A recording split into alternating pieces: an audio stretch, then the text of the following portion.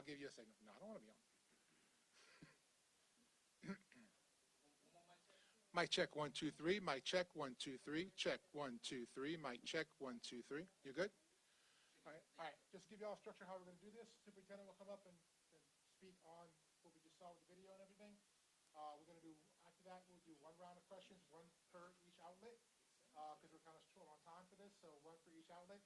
No off-topic questions. If there's anything off-topic you want to talk about, please be one of us offline, and we can discuss it with y'all and get with you about it at a later time, okay? So everybody's good? Superintendent?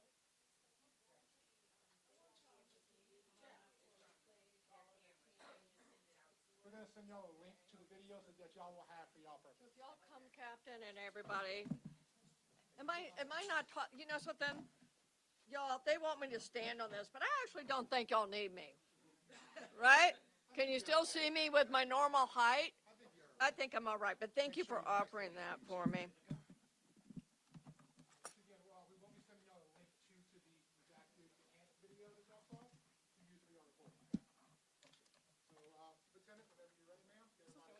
Yeah, can everybody get a little closer for me?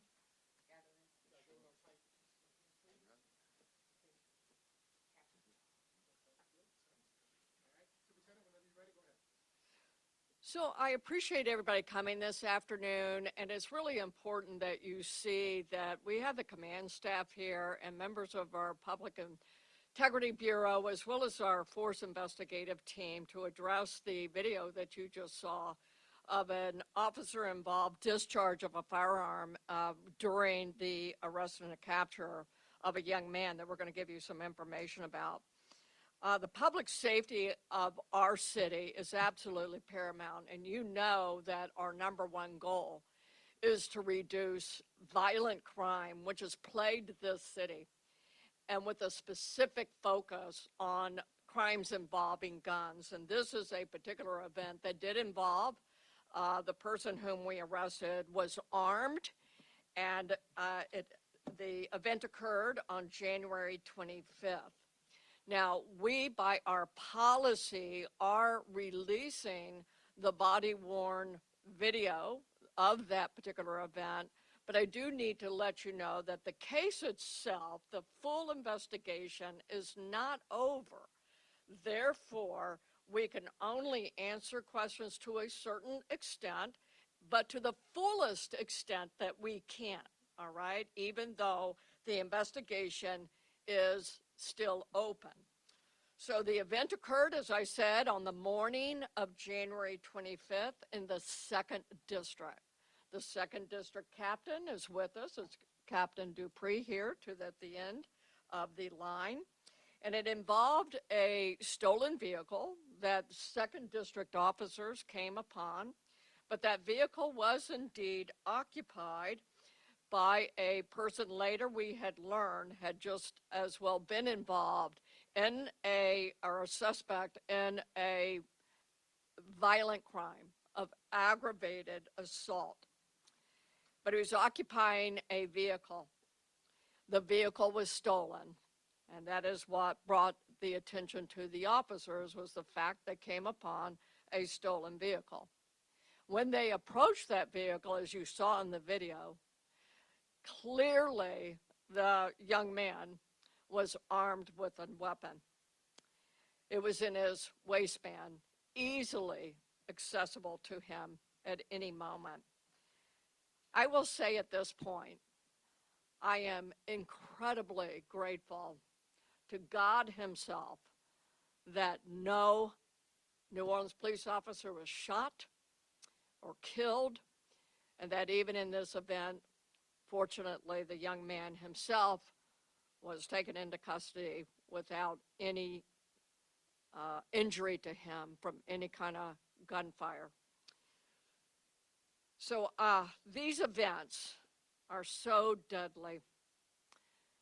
Anytime a person is armed with a gun, and that is why I am so grateful. And I think that you saw in the video itself the amazing restraint of NOPD in apprehending this young man.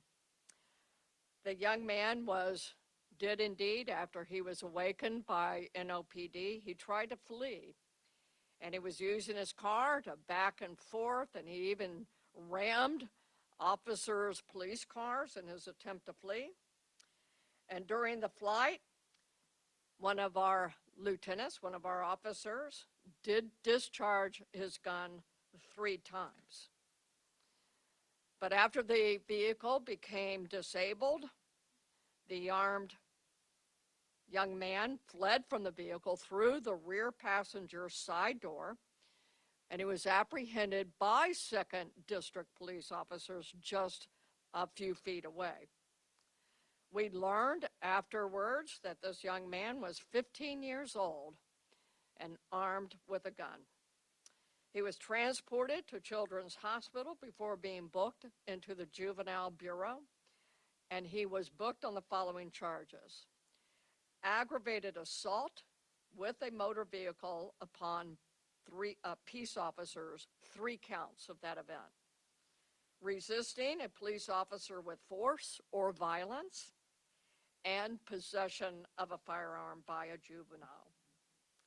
The members of the Public Integrity's Bureau Force Investigation Team were notified of the incident shortly after its occurrence and responded to conduct a use of force investigation, of which both the criminal and the administrative portions are still open.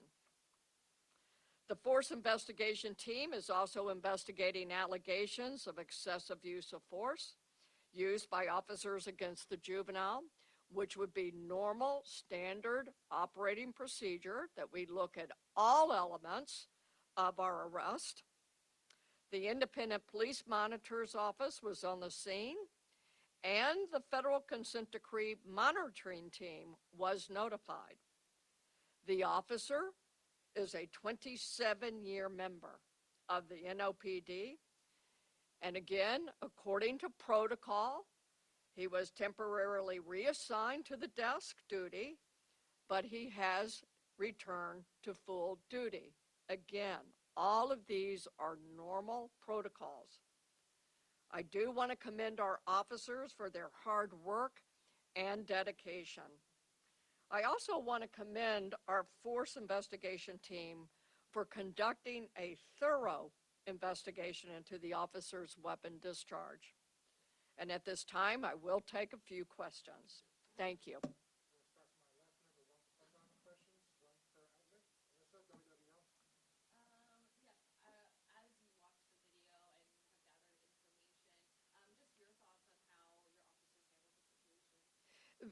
I will quote you what I heard others when they saw it. It was an amazing amount of restraint that our officers practiced.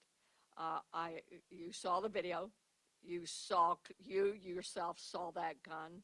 You saw how easily it was accessible just by dropping your hand and pulling it out. So it was an incredible amount of restraint, plus the car being used to try to ram. So obviously very high risk, and I was very pleased with the restraint of our officers.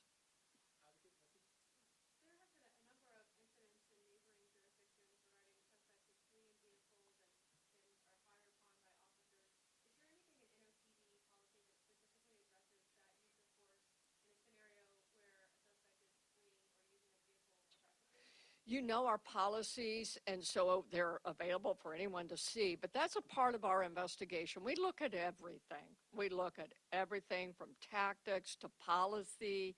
We also take each and every event and we go, what could we have done better? And what did we do well? So that's just going to be a real encompassing review.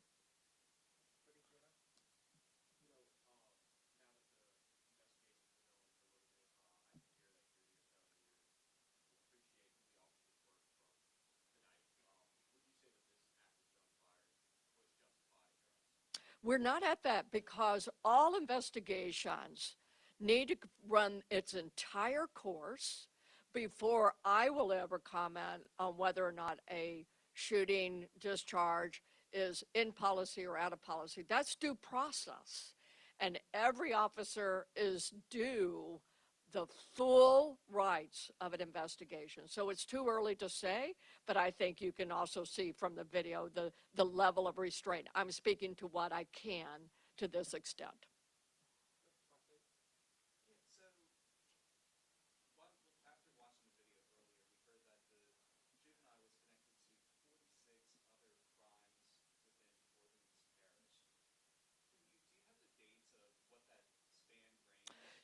You know, I don't have the dates.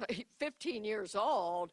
I don't know how many years, or if that is even within a short period of time, but 46 uh, events prior to this evening. That's amazing in and of itself, even if you're only 15 years old. That I don't know, and I don't know that we would even be able to say that now in the investigation, but I don't know that.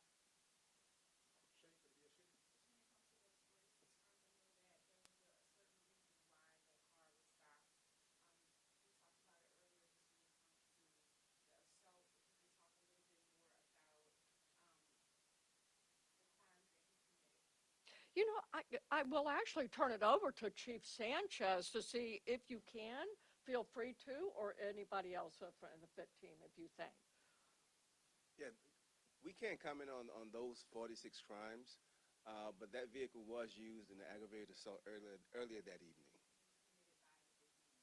As as far as we know, as far as we know, we can't really talk about it at this point.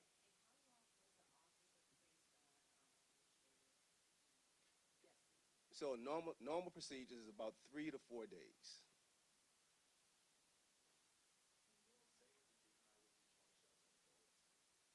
That's not a decision. We can't speak on that at this point.